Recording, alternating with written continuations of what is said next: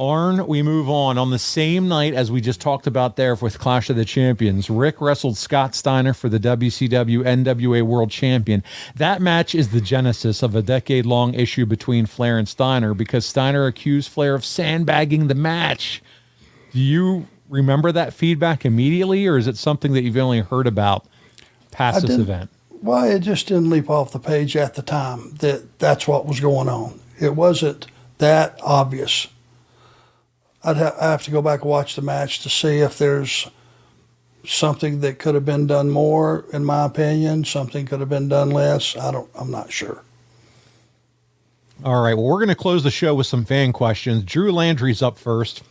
He wants to know where you rank your program with Doom.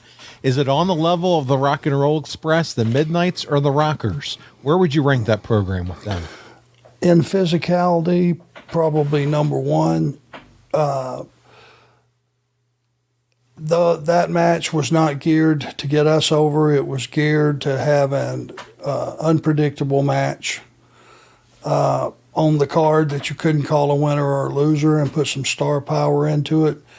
The Midnight, we were put in a position with like the Midnight and the Rock and Roll and those guys and the Rockers to draw money and to get over and to feature our stuff. And that's the difference. You know, Ricky and Robert were the best at that. You know, they were the flip side of the coin. We knew to make those guys, two guys that would not quit, that were smaller, that, you know, maybe they didn't stack up in power or any of those things going for them, but they just wouldn't quit, and you couldn't keep them down. And, you know, that's what they brought to the table. Different deals. One was like I said, was set up for us to feature us. Doom was meant just to be a damn bar fight.